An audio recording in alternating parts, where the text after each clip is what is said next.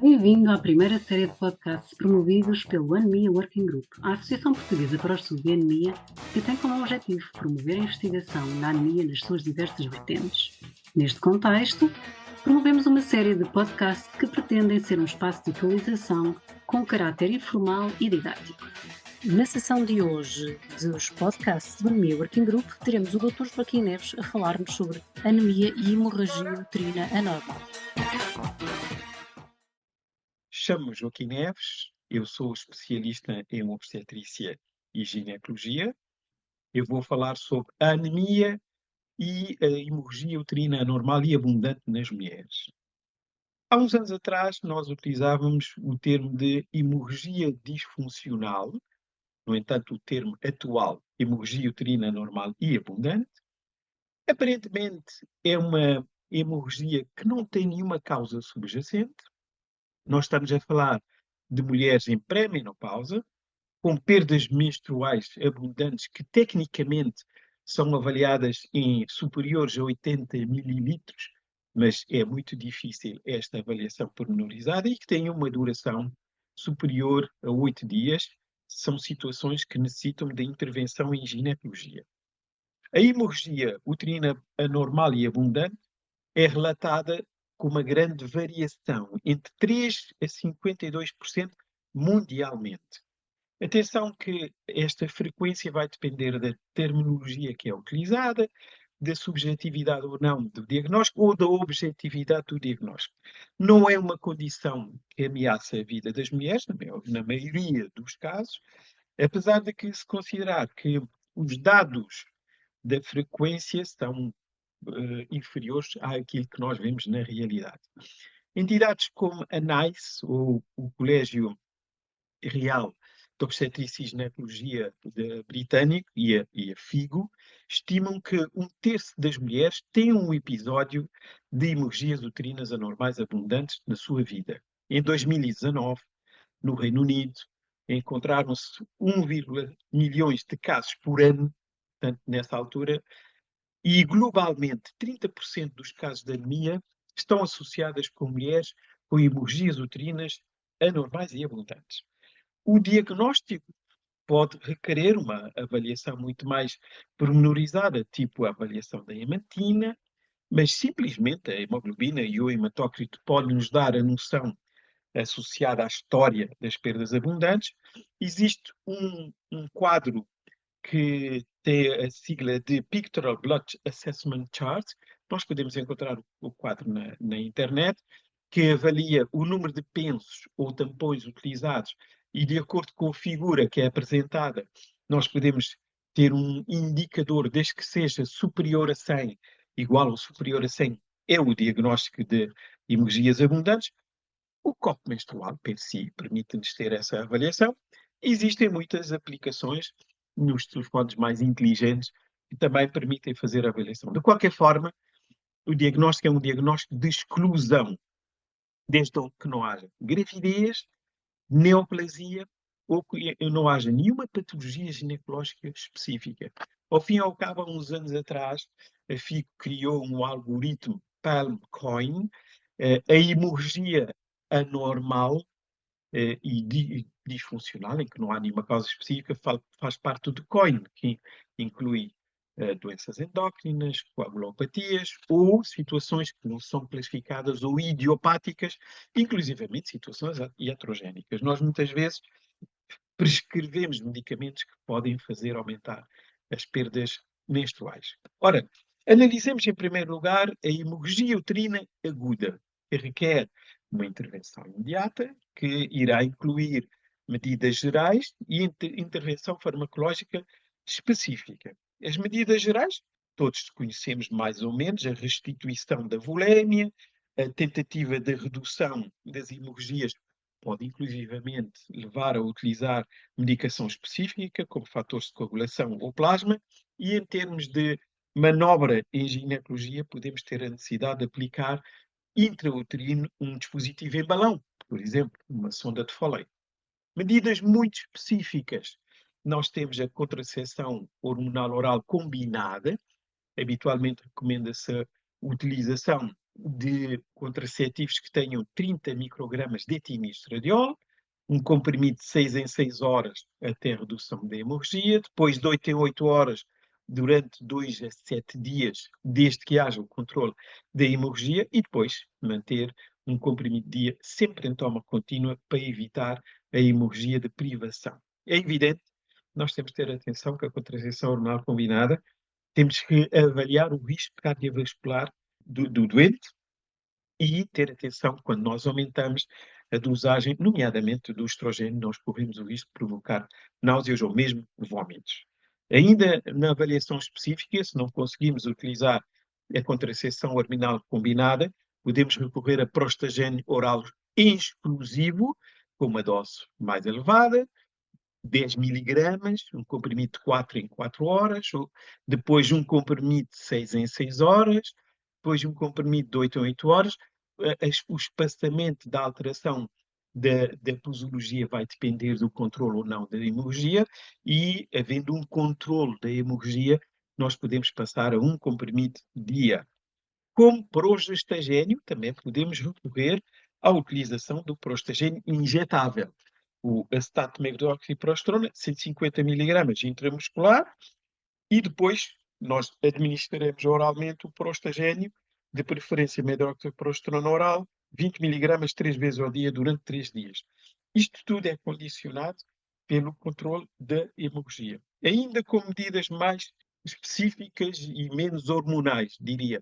O ácido tranexâmico, que é um antifibrinolítico, pode fazer parte em associação ou de forma isolada, a utilização de 10 miligramas por quilo, de 8 a 8 horas, no máximo 600 miligramas dia, e a partir da altura em que há o controle da hemorragia, nós podemos passar a utilização por via oral, 3 vezes ao dia, cerca de 1,3 gramas. É preciso também reavaliar o risco cardiovascular na utilização do ácido tranexâmico. Medidas específicas para a hemorragia crónica. Portanto, esta foi, tudo o que dissemos foi sobre a hemorragia aguda. Hemorragia crónica. Em primeiro lugar, temos como opção referida a utilização de um dispositivo intrauterino que liberta hormona, nomeadamente o levonorgestrel. E nesta condição, indiscutivelmente, devemos utilizar a dosagem de 52 miligramas. Os outros dispositivos com levonorgestrel são recomendados e têm evidências sólidas na área da contracepção. Portanto, este dispositivo com 52 miligramas é considerado como a primeira opção no controle das hemorragias. Ao fim de 3 meses, nós podemos ter uma redução variável das perdas entre 74% a 97%. Aquilo que está demonstrado é que este dispositivo é mais eficaz do que a contracepção hormonal oral. Portanto, deve ser, sempre que possível, nos casos de hemorragia crónica, a primeira opção. Hemorragia crónica. Existem evidências de que há melhorias nos indicadores de qualidade de vida, tem um efeito semelhante a uma ação cirúrgica, que é a ablação do endométrio, e a longo prazo há um estudo finlandês que demonstra uma mais-valia em termos de eficácia e uma mais-valia em termos de, não sendo uma opção cirúrgica, praticamente a utilização do dispositivo não está associada a complicações cirúrgicas. Depois, na hemorragia crónica, nós temos contracepção hormonal combinada, em que há uma redução da hemorragia entre 40% a 70%, e permite também o controle das dores menstruais, a dismenorreia, muitas vezes está associada à hemorragia crónica. Voltamos a ter na hemorragia crónica, já tivemos na aguda, o ácido tranexâmico por via oral, com uma redução significativa, entre 40% a 50% do volume das perdas. Não sendo um tratamento hormonal, nós podemos ter essa mais-valia nas mulheres que possam ter alguma restrição ou contraindicação às hormonas. São 650 miligramas 3 vezes ao dia, pelo menos durante 5 dias. É o que é recomendável. Vale a pena sempre ter a noção ou precaução em termos de risco cardiovasculares. Os anti-inflamatórios não esteroides, na hemorragia crónica, também são mencionados. O mecanismo está relacionado com o metabolismo das prostaglandinas. Há uma redução do volume da hemorragia menos, quer com o ácido tranexâmico, quer com a pílula, quer com o dispositivo. Aqui falamos de uma redução de 25%. O naproxeno ou o ibuprofeno, naproxeno 550 miligramas no primeiro dia e posteriormente 275 miligramas nos restantes. O ibuprofeno, o ideal são 600 miligramas dia durante as perdas. E o ácido mefenâmico, 500 miligramas 3 vezes ao dia durante 5 dias. No Reino Unido, há uma boa experiência da utilização do ácido mefenâmico. Os prostagénios isolados na hemorragia crónica também têm indicação, têm referências, medroxiprostrona ou norethisterona. Temos de ter a noção de que nós podemos variar a duração da medicação de acordo com a resposta que podemos ter. Nós podemos ter que utilizar 1 a 3 comprimidos dia durante 10 dias, durante 15 dias, durante 21 dias, ou podemos administrar de forma contínua os prostagénios isolados. Temos de ter a noção que podem ocorrer efeitos secundários. Os mais frequentes são alterações do humor, alterações de peso, sensação de inchaço abdominal ou cefaleias. Mais rebuscada a utilização de medicamentos como agonistas GNRH. Mais rebuscados porque os efeitos secundários são significativos e, por outro lado, são medicamentos que nós devemos temporizar a sua utilização, nomeadamente em doentes que nós ponderamos cirurgia e enquanto não aguardam a cirurgia, nós podemos fazer esta medicação e ter a noção que 1 a 3 meses depois de suspender a medicação, devemos programar a cirurgia. Fazem uma regulação negativa dos receptores GNRH, provocam um intenso hipoestrogenismo, por isso é que os efeitos são significativos. Os estrogénios nós sabemos que são muito importantes em vários mecanismos e metabolismos, particularmente a nível da massa óssea. Nós vamos provocar amenorreia e vamos provocar uma intensa atrofia do endométrio. E daí restrição ou recomendação para não utilização prolongada, provavelmente em 3 a 6 meses. Temos agonistas, mas também temos antagonistas das gonadotrofinas, portanto, que atuam a nível da hipófise, também provocam um hipoestrogenismo.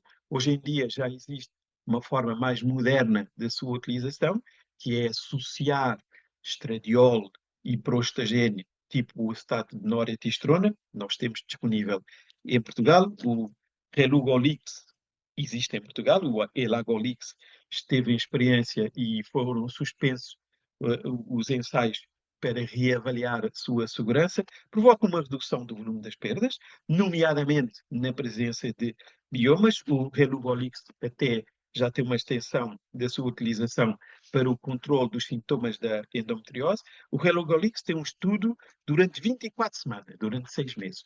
No entanto, por ter a presença de estrogénios, temos que ter atenção quando existem indicadores de risco cardiovascular. Eu vou referir 2 androgénios no controle das hemorragias crónicas que já têm uma utilização muito, muito limitada por causa dos efeitos secundários dos androgénios, o danazol e a gestrinona, mas atualmente a sua utilização é muito, muito restrita. Também temos o controle da hemorragia crónica, o acetato do lipristal, que atualmente está muito condicionado por causa de alterações significativas a nível hepático. O acetato do lipristal funciona com a presença de miomas, mas se tivermos que utilizar, temos que esclarecer corretamente a utente e devemos limitar o seu tempo de utilização e ter uma monitorização regular da função hepática. E, como última instância, a cirurgia. A cirurgia que pode ser a cirurgia mais alargada, esterectomia, e tentamos hoje em dia limitar a esterectomia, ou cirurgias minimamente invasivas. Cirurgia endometrial, como a curtagem endometrial e a ablação do endométrio, se bem que, como aprendemos em medicina, devemos ter um grau progressivo no algoritmo de atuação, começando por intervenção farmacológica, não cirúrgica, e deixar a cirurgia como uma opção numa mulher em que é refratária a todas as opções farmacológicas que nós temos. Ora, temos então como conclusão uma condição considerada como relevante na saúde da mulher. Atenção que os números que nós temos podem ser inferiores ao que na realidade existe. Associa-se com anemia e deficiência de ferro, sem dúvida. Tem uma incidência variável que está relacionada com a terminologia que é utilizada ou os meios em que fazemos o diagnóstico. O diagnóstico é um diagnóstico de exclusão, ou seja, não existe mais nenhuma condição uterina que justifique as hemorragias, e a abordagem não invasiva é aquela que é mais enaltecida e progressivamente termos a intervenção cirúrgica. Portanto, caros colegas, estes eram os aspectos que eu queria partilhar convosco, no sentido de criarmos uma sensibilidade para uma matéria que é relativamente frequente e que as mulheres às vezes não estão sensibilizadas, e da nossa parte, como verificaram o diagnóstico, não há nenhuma técnica de precisão, mas nós devemos insistir, nomeadamente, chamar a atenção se as senhoras têm implicações na vida diária ou mesmo se têm sintomas que podem ser de deficiência de ferro, como cansaço, fatigabilidade e irritação. Muito obrigado pela atenção. Esperamos que tenha gostado deste podcast que o Anemia Working Group preparou para si e assim o partilhe com colegas e amigos. Voltaremos em breve com mais um Anemia Podcast e gostaríamos de contar consigo desse lado. Fique atento, siga-nos no Facebook ou no LinkedIn. Até breve!